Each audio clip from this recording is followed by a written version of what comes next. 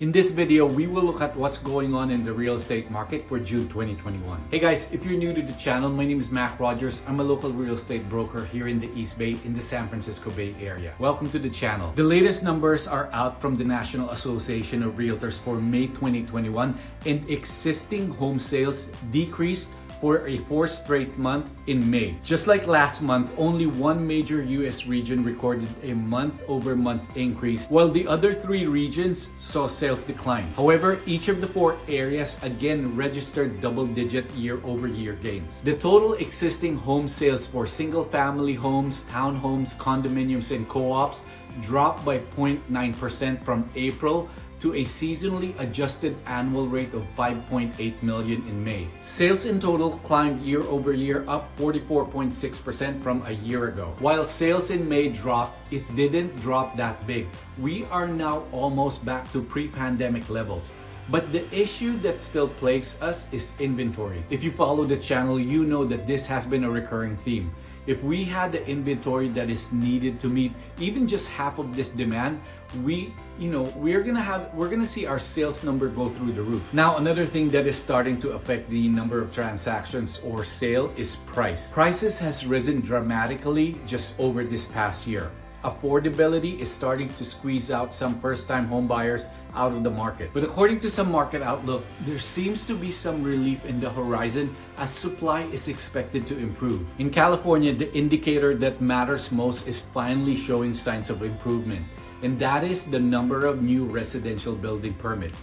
Through April 2021, California had permitted almost 40,000 new housing units, a 29% increase from the same period last year. Single-family units were up by 34% from 2020 levels, while multi-family units rose 23%. But even at these numbers, we are still short. The Housing and Community Development Department estimates that we need at least 180,000 units per year. California will only permit roughly 130,000 housing units in 2021, which is still roughly 50,000 units short, but a very good sign indeed for inventory. With coming inventory not just in California but nationwide, this should help slow down this rapid price appreciation and provide relief to first-time home buyers as well as current homeowners that wants to upgrade. The US median existing home price for all housing types in May was $350,300, up 23.6% from May of 2020. Every major region registered price increases.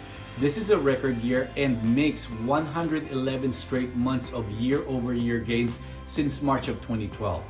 Back in 2016, I was worried that prices already went up too much. I was thinking to myself that income has to increase and keep up with price appreciation.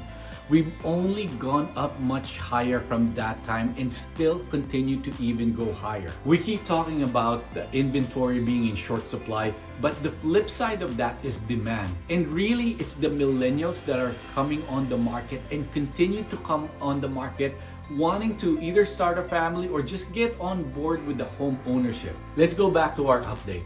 Total housing inventory at the end of May amounted to 1.23 million units, up 7% from April's inventory and down 20.6% from a year ago. Unsold inventory sits at 2.5 month supply at the present sales pace, marginally up from April's 2.4 month supply, but down from 4.6 months in May of 2020. Properties typically remained on the market for 17 days in May, unchanged from April and down from 26 days in May of 2020. 88% of homes sold in May 2021 were on the market for less than a month. The number of days on the market is an insanely low number when you are talking about the national market. It means that homes are getting into contract in a little over 2 weeks. Now, even at these higher prices, there were still a lot of first-time home buyers.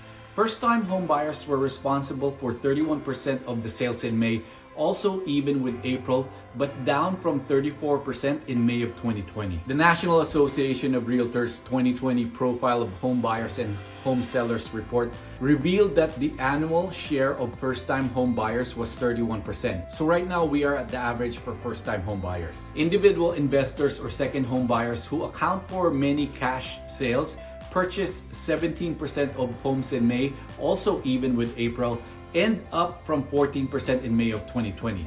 All cash sales accounted for 23% of transactions in May, down from 25% in April and up from 17% in May of 2020. A new study released by NAR last week, the 2021 Vacation Home Counties Report, it found that from January to April of this year, the share of vacation home sales to total existing home sales rose 6.7%. Vacation home sales jumped 57.2% year over year compared to 20% year-over-year growth in total existing home sales. One of the reasons cited for this increase is the number of employees permitted to work from home. There's been a number of employers that has allowed their employees permanent work from home option. Now, this whole work from home phenomenon will start to gradually go back to normal. I've said it from the very beginning of the pandemic, it's an overreaction by employers and is simply not feasible. And guess what? Here in the Bay Area, a lot of tech companies are starting to ask their employees to come back. Distress sales, foreclosures, and short sales, it represented less than 1% of sales in May, equal to April's percentage, but down from 3% in May of 2020. So to the buyers out there that's waiting for a downturn or a crash, with the current environment that we have, most experts will tell you plain and simple, it's not going to happen. Mortgage rates has surprisingly stayed low and has gone back down below 3%. According to Freddie Mac, the average commitment rate for a 30-year conventional fixed rate mortgage was 2.96% in May, down from 3.06% in April. The average commitment rate across all of 2020 was 3.11%. However, the forecast is still for mortgage rates to increase but remain below 3.5% in 2021. If this happens, if rates go close to 3.5%, there's going to be a lot of home buyers that will be priced out of the market. This is also something to keep in mind if you are buying. While you are waiting for prices to go down or for competition to subside, you have to take into consideration rates can go up and it will affect you. Here in California, mortgage application posted another double-digit decline. The number of new mortgage purchase applications fell 17% last week. This is the second consecutive double-digit decline on a year-to-year basis. Although households are feeling better about the broader economy with California reopening, the attitude towards buying a home is slightly changing. Would-be home buyers are suffering from extraordinary levels of competition and severe lack of inventory. I see this firsthand. I've had a number of well-qualified buyers with at least 20% to put as down payment towards their purchase. They've started to back out or pause their home search because of buyer fatigue and again, insane competition that they face. Let me go back to our national home sales reporting. Single-family home sales dropped to a seasonally adjusted annual rate of 5.08 million in May, down 1% from 5.13 million in April and up 39.2% from 1 year ago. The median existing single-family home price was $356,000 in May, up 24% from May of 2020. Existing condos and co-op sales were recorded at a seasonally adjusted annual rate of 720,000 units in May, unchanged from April, but a 100% from 1 year ago. The median existing condo price was $306,000 in May, an annual increase of 22%. Here's the regional breakdown. For the second straight month, only the Midwest experienced higher sales from the prior month. Existing home sales in the Northeast decreased by 1.4% in May, but the annual rate of 720,000 is a 46.9% jump from a year ago. The median price in the Northeast was $384,300, up 17% from May of 2020. Existing home sales in the Midwest rose 1.6% to an annual rate of 1.3 million, a 27.2% increase from a year ago. The median price in the Midwest was $268,500, an 18.1% increase from May of 2020. Existing home sales in the South declined by 0.4%, posting an annual rate of $2,590,000 in May, up 47.2% from the same time 1 year ago. The median price in the South was $299,400, a 22% jump from 1 year ago. Existing home sales in the West fell 4.1%, recording an annual rate of $1,180,000. In May, a 61.6% climb from a year ago.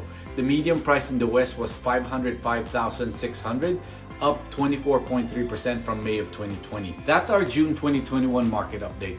For all intents and purposes, it's practically the same as last month. Hopefully, these building permits that are being approved turns into actual inventory to help slow down our rapid price appreciation. Speaking of price appreciation, take a look at the average year-over-year gain in equity across the US.